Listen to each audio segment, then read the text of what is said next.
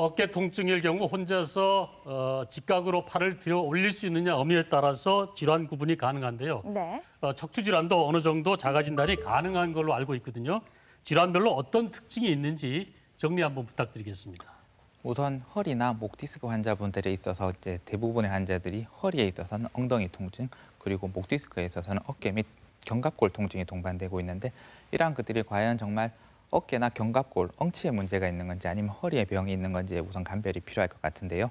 가장 쉬운 방법은 사용을 할 때 통증이 더 심해진다. 그러면 그 관절 자체에 문제가 있을 가능성이 높다고 보는 게 맞고요. 아니고 지속적인 통증이 계속 유지되는 경우에는 다른 허리나 목에서 내려가는 통증의 가능성이 조금 더 많습니다. 그리고 목 디스크 같은 경우에서는 가장 쉽게 확인할 수 있는 방법이 본인의 팔이 많이 저린데, 팔이 저릴 때 팔을 이렇게 위로 들어 올려서 통증이 경감되는지를 확인하면은 가장 쉽게 목 디스크를 확인할 수 있습니다. 목 디스크의 경우에서는 팔을 이렇게 올리는 순간 구조적으로 신경이 나가는 구멍이 넓어지기 때문에 통증의 경감을 유지할 수 있는 걸 확인할 수 있고요. 허리에서 이제 크게 대변되는 질환이 허리 디스크 및 척추관 협착증인데요. 척추관 협착증과 허리 디스크는 병의 양상이 완전 다르기 때문에 쉽게 구분이 가능합니다. 허리 디스크 환자는 누워서 가만히 있으면 아프지 않은데요. 척추관 협착증 환자는 제일 편한 자세를 해보라고 그러면 앉아서 쪼그려 앉아 있는 자세가 가장 편하다고 얘기합니다. 증상을 물어봐도 아주머니들 같은 경우에는 1시간을 서서 집안일을 할 수가 없다. 내지는 조금만 한 10m만 걸어도 앉았다 쉬어가야 된다. 계단을 오르기가 힘들다. 이런 것들은 전형적인 척추관 협착증의 증상이고요. 누워서 다리를 들려고 할 때 다리 뒤가 많이 당긴다. 이런 것은 좀 더 디스크 쪽에 가까운 증상을 시사하는 증상이라고 알 수 있겠습니다. 저희가 이렇게 어깨를 들었을 때 목 디스크를 가늠해 볼 수 있다고 하셨는데, 그러면 어디가 아픈 건가요? 어깨 쪽이 아픈 건가요? 아니면 목이 아픈 건가요? 그러니까 평소에 팔 저린 증상 자체가 경감되는 게 목 디스크의 전형적인 확인 방법이라고 할 수 있습니다. 알겠습니다. 그럼 이렇게 통증 때문에 병원을 찾게 되면 이것저것 정말 검사를 많이 하게 되는데요. 이 질환별로 꼭 필요한 검사들이 어떤 것들이 있을까요? 네, 환자들이 병원 오시면 제일 처음에 의사를 만나면 의사가 물어보는 것이 몇 가지가 있습니다. 환자분 어디가 많이 불편하세요? 어디가 어떻게 불편하세요를 제일 많이 물으면 문진이 가장 진료의 시작이 될 것 같고요. 환자분이 아픈 양상, 부위, 그리고 증상의 지속기간, 증상의 심한 정도에 따라서 저희가 병을 가늠할 수 있는 1차 척도가 되기 때문에 가장 중요한 검사가 될 것 같고요. 그 다음으로 이제 환자의 이제 이학적 소견, 아까 말한 하지 직거상 검사 같이 다리를 들어본다든지 팔을 들어보라고 하는 이러한 검사들이 도움이 될 것 같습니다. 네. 이러한 문진 및 이학적 검사가 끝나게 되면 이제 저희가 환자의 병을 허리를 실제로 볼 수 있는 이제 영상의학적 검사를 진행하게 되는데요. 1차적으로 가장 쉽게 먼저 할 수 있는 검사가 엑스레이라고 생각하시면 됩니다. 엑스레이는 척추 관절의 운동성, 아까 말한 척추 전방 전이증 같은 병의 여부를 확인할 수 있고요. 이제 수술 후에 골절의 경과 관찰 및 저희가 앞에서 말한 수술 후에 인공 고형물을 넣는 거에 경과 관찰 등을 하기 위해서 좋은 검사, 좋고 쉽게 할 수 있는 가벼운 검사이긴 하지만 가장 단점이 디스크나 신경이 직접 보이지 않는다는 한계점이 있습니다. 그래서 직접 디스크나 신경이 눌리고 있는 의심되는 디스크나 협착증에는 조금 더 추가적인 검사가 필요하게 되겠습니다. 이러한 추가적인 검사가 저희가 다음에 나오는 이제 CT랑 MRI인데요. 척추 진단에 있어서 가장 골든 스탠다드라고 하는 최고 정확한 검사는 MRI라고 할 수 있습니다. MRI는 척추의 신경 및 디스크, 협착증을 진단하기 위한 가장 정확한 검사로 급성 골절 및 염증, 종양, 디스크, 협착증 모든 것을 확인할 수 있는 검사라고 알려져 있고요. CT도 이 중에서 협착증 및 디스크의 여부는 어느 정도 확인할 수 있으나 퇴행성 디스크의 퇴행성 변화의 정도 여부는 확인할 수 없습니다. 하지만 CT가 MRI보다 우월한 진단이 하나가 딱 있는데요. 사진을 보시면 동일한 환자의 동일한 병변을 찍은 사진입니다. 오른쪽 아래쪽이 MRI 검사고요. 왼쪽 위쪽이 CT 검사인데 MRI 상에서는 딱딱한 디스크와 말랑말랑한 디스크 경계의 구분이 되지 않는데 CT를 시행하면 이렇게 디스크에 딱딱한 변성이 있는지를 확인할 수 있기 때문에 치료 과정 중에 손을 대야 되는 상황에서는 반드시 필요합니다. 이러한 딱딱한 디스크 및 이렇게 후종 인대 골화증 같은 것들이 치료 방법을 결정하는데 반드시 필요한 진단이기 때문에 두 가지 검사를 모두 시행하는 것이 바람직합니다. 네, 사진을 봐서는 전 아직도 잘 모르겠는데요. 사진을 봐서 어떻게 딱딱하고 부드러운지 알 수 있죠? 여기 보시면 여기 보인 요게 신경인데요. 신경 앞쪽에 까만 이렇게 디스크가 눌리고 있는 것을 확인할 수 있습니다. 여기서는 색깔이 크게 차이가 나 보이진 않지만 CT에서는 이쪽에 이렇게 하얗게 보이는 부분과 덜 하얗게 보이는 회색으로 보이는 부분의 네. 경계가 다르다는 것이 이렇게 하얀 부분이 딱딱한 디스크이기 때문에 이런 경우에서는 비수술적 치료가 조금 제한이 있을 수 있기 때문에 치료 방법 결정에 반드시 필요한 사진이라고 할 수 있습니다. 척추 질환 치료에 대해서 환자들의 생각이 많이 바뀐 것 같습니다. 네. 예전에는 병원을 찾으면 무조건 수술을 해야 된다 생각해서 병원 찾기를 꺼리는 분들이 많으셨거든요. 네네. 그런데 최근에는 비수술적 요법에 관심을 많이 가지고 계세요. 네. 치료 자체가 단계적으로 이루어지고 있고 또 최신 치료법도 등장을 하고 있다 그러죠? 네, 맞습니다. 최근에 치료법들은 계속 많이 개발되고 있는 단계인데요. 치료에는 단계가 있습니다. 우선 병원을 내원하면 가장 쉽게 할 수 있는 게 물리치료 및 약물치료를 받는 것이고 이걸로 해결이 되지 않은 경우는 주사치료, 신경중재적 시술, 내시경 시술, 많이 심한 경우엔 현미경 수술로 넘어가게 되는데요. 이런 것들에서 가장 중요하게 저희가 고려하는 것은 환자가 느끼는 증상에 대한 불편도가 어느 정도 심한지가 제일 중요한 겁니다. 사진상에 아무리 심한 병변이 있어도 환자분이 불편해하지 않으면 저희가 절대 수술이나 적극적인 시술을 권하지는 않고요. 사진에는 별로 심하지 않지만 환자가 증상이 매우 불편해서 일상생활에 불편감을 느낀다면 적극적인 중재적 시술을 시행하는 것이 환자의 치료에 도움이 되게 되겠습니다. 네. 저희가 치료의 목적은 환자의 사진을 좋게 만들어 드리는 게 아니고 환자가 불편한 증상을 해결하는 게 만들어 드리기 때문에 사진상의 병만을 보고 치료를 하진 않고요. 환자의 사진과 환자분의 증상 두 가지를 병합하여 지금 증상을 일으키고 있는 병변에 대해서 선택적으로 치료를 하는 것이 1차적으로 치료 목표가 되겠습니다. 네. 병원을 처음 방문하게 되면 약물 치료인 진통제 및 근이완제 같은 것을 먹어보면 대부분의 환자에 있어서는 근육통이 동반되어 있기 때문에 도수 치료나 전기자극 치료 등의 물리 치료를 동반해서 치료를 시행해 보게 되는데요. 이러한 것으로 좋아지는 환자가 한 30-40% 정도가 있는 것으로 확인되며 네. 이러한 것으로 해결이 되지 않는 경우에 이제 척추에 주사를 맞는 어른들이 생각하시는 뼈주사라고 얘기하시는 신경차단술 주사입니다. 사실 뼈주사라는 것은 약간 잘못 알려진 주사인데요. 네. 이런 스테로이드 성분이 섞인 주사를 맞으면 뼈가 약해지는 골다공증의 병의 경과에 영향을 줄 수 있다고 알려져서 그런 말씀을 어른들이 많이 하시는데 치료 목적으로 받는 3-4차례의 주사는 이러한 병의 경과에 전혀 영향을 주지 않기 때문에 너무 걱정하지 않고 맞으셔도 크게 문제가 되지는 않습니다. 네. 병변의 위치나 모양 등을 봐서 엑스레이를 통해서 엑스레이를 보고 사진은 주사 치료를 하거나 좀 더 정확한 진단이나 위치가 필요할 경우에 CT까지 사용해서 주사 치료를 시행할 수가 있게 됩니다. 그다음으로 이제 주사 치료 다음으로 시행할 수 있는 게 중재적 시술인 신경 성형술이나 풍선 확장술 등이 있는데요. 경도의 협착증 및 경도의 디스크에 있어서는 이러한 꼬리뼈를 통해서 관을 집어넣어서 디스크와 신경 사이에 있는 유착을 풀어주고 통증을 감소시켜줄 수 있는 약물을 뿌려줌으로써 충분히 만족할 만한 통증 경감을 이룰 수 있을 것 같고요. 요거보다 조금 더 다음 단계 세대의 치료라고 하는 것이 앞에서 말한 이제 신경 성형술 관에 카메라가 달려 있는 관이들이 있습니다. 네. 그래서 카메라로 안쪽을 직접 보고 유착이 생겨 있는 부분에 대해서 이렇게 초록색으로 보이는 레이저를 안에 사용할 수 있어서 레이저를 통해서 유착을 풀어주고 이렇게 시술 전보다 혈류의 흐름이 좋아지게 되는 것을 확인할 수 있습니다. 또 이렇게 꼬리뼈를 통하지 않고 옆구리를 통해서 안쪽을 접근해서 볼 수 있는데요. 마찬가지로 디스크 표면에 찢어진 이런 병변에 네. 대해서는 비정상적인 통증을 유발하는 신경이 앞쪽에 자라날 수 있기 때문에 이런 레이저 팁을 이용해서 그 병 찢어진 부분의 표면에 비정상적인 통증 신경을 제거해주면은 이렇게 쉽게 통증의 회복을 금방 이룰 수 있습니다.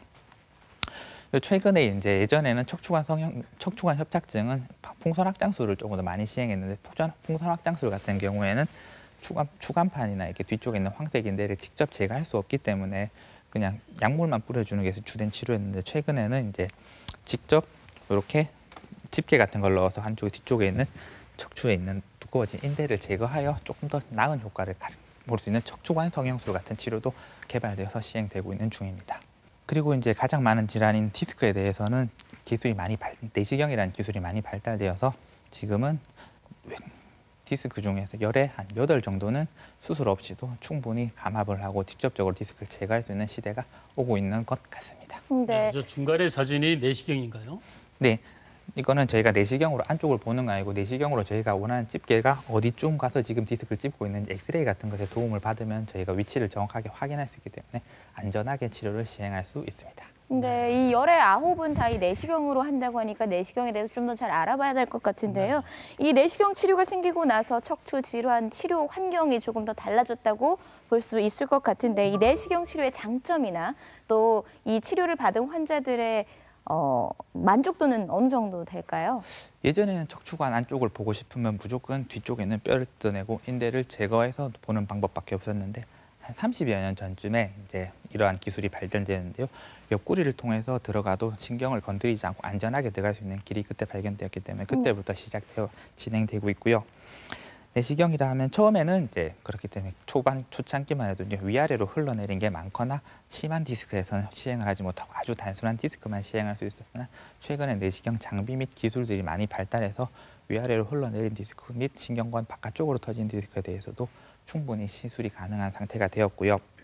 이제는 옆구리 쪽으로 시행하는 내시경은 아니지만 뒤쪽으로 시행하는 내시경으로 협착증 및 전방전이증의 유압술에도 지금은 내시경이 조금 개발되고 있는 중인 상태입니다. 네. 자, 비수술적 방법을 말씀해 주셨는데요. 증상을 너무 방치해서 심각해졌을 경우에 수술적인 치료 방법이 최선인 경우도 있겠죠? 네, 물론입니다. 저희가 4가지 정도의 적응증을 얘기 드리는데 앞에서 말씀드린 이러한 비수술적 요법 및 내시경 이런 것들로 해결이 되지 않는 만성 통증에 있어서는 마냥 참기보다는 추가적으로 결국은 수술로 가게 되는 환자분들도 있을 수 있고요.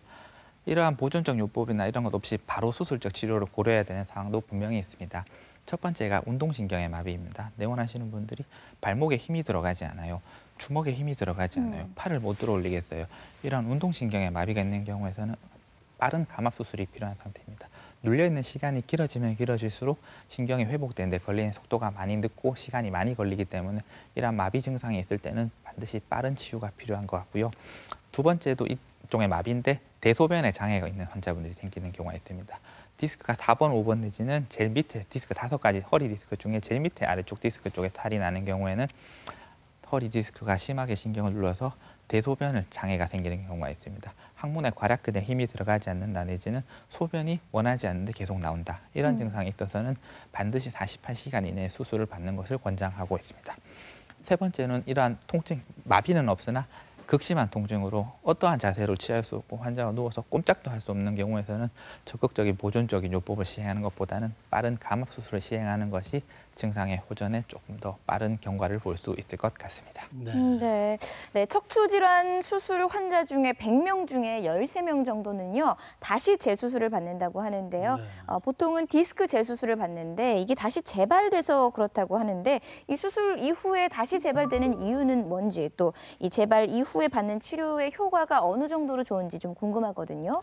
사실 디스크 수술이라는 것 자체가 저희가 튀어나온 디스크만 제거하는 것이 그 병변을 일으키는 디스크 전체를 제거하는 것이 아니기 때문에 정상적인 조직은 최대한 남겨놓고 정상적인 위치에서 바깥쪽으로 튀어나온 부분만 제거하는 것이 1차 목표이기 때문에 안쪽에는 멀쩡한 디스크가 아직 남아있는 상태입니다. 네. 그렇기 때문에 일상생활을 하고 허리 외압이 다시 걸리게 되면 다시 디스크의 재발이 있을 수 있는데요. 디스크가 재발하는 경우는 대부분 저희가 튀어나온 디스크가 섬유륜이 아까도 얘기했듯이 섬유륜이 터졌기 때문에 그 구멍을 뚫고 밖으로 디스크가 나오는 건데 저희가 하는 치료는 섬유륜 바깥쪽에 있는 디스크만 제거를 하는 거지 열려있는 섬유륜을 자체를 막지는 않기 때문에 그 구멍은 열려있는 상태입니다. 그래서 저희가 수술 직후에 관리를 잘 하지 않으면 빨리 재발할 수 있다는 게 그런 것 때문이고요. 시간이 지나면서 섬유륜 위쪽에 섬유화가 생기면서 새로운 막이 생겨서 막히긴 하는데 아무래도 원래 가지고 있는 자기 막보다는 약하기 때문에 언제나 재발의 가능성을 가지고 있는 상태입니다. 그러니까 디스크가 걸렸을 때 그걸 잘 관리하지 않고 똑같은 자세, 똑같은 그런 습관들을 계속 유지해 나간다면 디스크는 언제든지 다시 생길 수 있다는 말씀이시죠? 네, 맞습니다. 네. 자, 주변에 보면 허리만 아프다고 하시는 분들이 드문 것 같아요. 허리만 아픈 게 아니라 목도 아프고 네. 또 등도 아프고 척추 전반에 통증을 호소하는 분들이 많은데요. 실제 목과 허리에 동시에 질환이 생기는 분들도 있는지, 자, 그렇다면 수술 치료는 어떻게 진행을 해야 되는지 궁금하거든요. 사실 대부분의 목이나 허리가 좋지 않은 환자들은 생활 습관이나 자세가 바르지 않은 환자분들이 많기 때문에 딱 목에만 생기고 허리에만 병이 생기기보다는 대부분의 환자에서 같이 있는 경우가 흔히 발견되는 경우입니다. 네. 그래서 저희 같은 경우에는 꼭 허리나 목에 치료를 하게 되면 환자분이 굳이 허리 통증으로 왔더라도 같이 있는 경우가 많기 때문에 등이나 목에 병변이 같이 있는지 반드시 확인을 하는 편이고 마찬가지로 목에 대한 병변을 해결하기 위해서라도 등이나 허리의 병변을 반드시 같이 해결하게 됩니다. 최근에 제가 진료본 환자 중에서도 젊은 남자분이신데 일주일 전부터 해서 걷지를 못한다고 병원을 내원하셨는데 저희가 아무래도 다리 증상으로 내원하셨기 때문에 허리를 주로 찍으면서 혹시나 등이나 목에 병이 있는지 확인을 했는데 허리에도 병이 있지만 목에 더 심한 병이 발견이 되어서 결국은 등을 먼저 수술한 환자분이 있었습니다. 네. 환자분의 경과도 당연히 위쪽에 있는 더 심한 병변을 치료하였기 때문에 지금 예후가 좋은 상태고요. 앞으로 허리의 병변에 대해서는 추가적으로 경과를 보면서 치료를 하면 될 것 같습니다. 네, 치료 방법을 결정하실 때 물론 이제 환자의 나이나 환경 이 모든 것들을 다 고려하실 테지만요. 이 척추 전문의로서 가장 중요하게 생각하시는 부분은 어떤 부분인가요?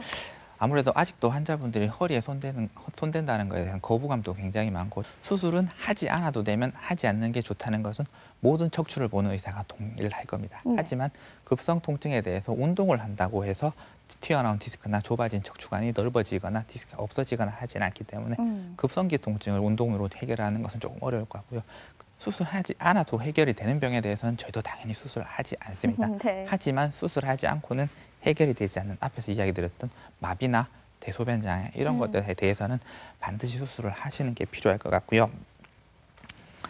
그리고 한 번 수술하면 계속해야 된다던데 이건 예전에 수술 방법이 많이 발전하기 전에 지금 한 7, 80대 어르신들이 20, 30대 수술하셨을 때만 해도 하면 아이고 또 재발했네요. 한 번 더 합시다. 또 합시다. 안 되면 쇠 박읍시다. 이런 수술이 진행이 되는 경우가 많았는데 지금은 그런 시대는 아니고요. 수술 영상 장비 및 수술 장비, 수술 기술 자체가 많이 발달했기 때문에 그런 시대는 아니라서 너무 수술에 대해서 걱정이나 시술에 대해서 겁을 내실 필요는 없을 것 같습니다. 네. 그러면 나이가 많아서 수술 후에 다시 체력을 보강시키는 것 때문에 또 많이들 염려하실 것 같은데 그런 부분은 어떻습니까?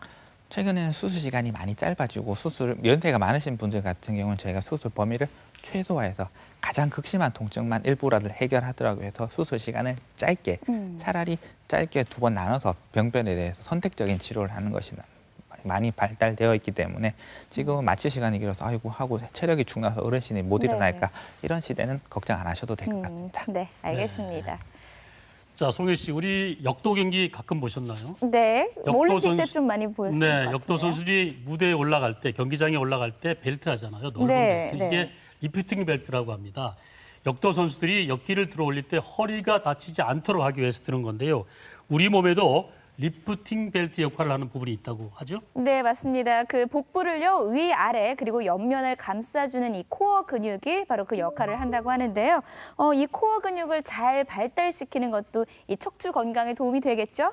당연히 도움이 될 것 같습니다. 코어 근육이라고 하는 것은 앞쪽에 있는 복근만을 지칭하는 것은 아니고요. 네. 몸의 중심부를 이제 목부터 허벅지까지 관통하는 앞쪽 및 뒤쪽에 우리 몸의 중심부 근육을 모두 통칭하는 단어인데요. 이러한 근육들이 많이 발달을 하게 되면 허리 디스크 및 허리 등 근육에 걸리는 부하를 많이 줄여줄 수 있기 때문에 많은 허리 통증 환자들에서 도움이 될 것 같고요. 이런 코어 머슬들이 하는 제일 큰 이유는 우리 몸에 전달된 에너지를 좀 더 효율적으로 최대한의 잘 쓸 수 있도록 만들어주는 것들이기 때문에 이러한 것들이 잘 된다면 자세 유지도 잘 되고 나중에 전반적인 건강에 도움이 될 수 있습니다. 만성적인 척추 통증으로 고생하는 환자들을 보면 대부분 이런 코어 머슬들이 약한 환자분들이 많기 때문에 네. 이러한 코어 머슬들을 강화하는 운동을 많이 하는 것들이 이러한 척추 건강에 도움이 될 것 같습니다. 대표적인 코어 운동을 강화하는 운동으로는 저희가 플랭크 자세라고 해서 엎드려서 팔 꿈치로 받치고 배에 힘을 주는 복근 운동 및 네. 윗몸 일으키기, 팔굽혀 펴기 그리고 이제 아주머니들이 하시는 운동 중에서는 요가 같은 것들이 관절의 유연성 및 코어 근육을 강화하는 운동이라고 할 수 있겠습니다. 네, 이 플랭크는 30초만 해도 굉장히 힘들던데요. 부들부들 떨립니다. 네. 자, 단풍이 들면서 가을 산행을 하기 좋은 계절이 있죠. 집 밖으로 활동이 많아질 텐데요. 자, 척추 건강을 위해서 주의해야 할 생활 습관들 그리고 예방법들 어떤 것들이 있는지 들어보겠습니다. 아무래도 첫 번째가 부정확한 자세 등의 생활 습관을 교정하는 것이 가장 필요할 것 같은데요. 의자에 앉을 때는 허리를 당겨서 바른 자세로 허리를 펴고 앉는 것이 가장 필요할 것 같고요. 네. 많은 사람들이 많이 쓰는 스마트폰을 할 때는 고개를 숙여서 이런 자세로 스마트폰을 사용하기보다는 불편하겠지만 이렇게 고개의 각도를 유지하면서 이런 식으로 사용하는 것을 습관을 들이는 것이 반드시 필요하겠습니다. 아무래도 야외 나들이도 많고 이제 등산이나 이런 걸 가기 좋은 날씨이긴 한데요. 등산을 가겠다고 본인의 부하에 맞지 않는 엄청 무거운 배낭에 먹을 것을 잔뜩 챙겨서 높은 네. 산을 갑자기 등산하는 것은 허리에 많은 부담을 주기 때문에 권하지는 않고요. 요통이 있거나 요통에 대한 관리를 위해서는 가벼운 뒷산의 등산 내지는 빠른 걸음 걷기 그리고 조금 더 실내에서 할 수 있는 것은 수영 같은 것들이 척추 건강에 조금 더 도움이 되는 쉽게 할 수 있는 운동이라고 생각이 됩니다. 네, 20대 청년들을 대상으로 실험을 하나 해봤는데요. 스마트폰을 15분 동안 볼 때는 목이 90도로 꺾인다고 합니다. 네, 처음에 바른 자세로 시작했더라도 5분만 지나면 목이 구부러지고 10분이 지나면 등과 목이 함께 구부러지면서 통증 지수도 높아진다고 하는군요. 네, 이 스마트폰을 볼 때는 화면이 아닌 자세, 이 건강한 자세에 조금 더 집중해야 할 것 같습니다. 오늘 척추 질환에 대해서 꼼꼼히 알려주셨습니다. 신경외과 전문의 이경규 진료부장님 오늘 함께하셨습니다. 고맙습니다. 고맙습니다. 수고하셨습니다.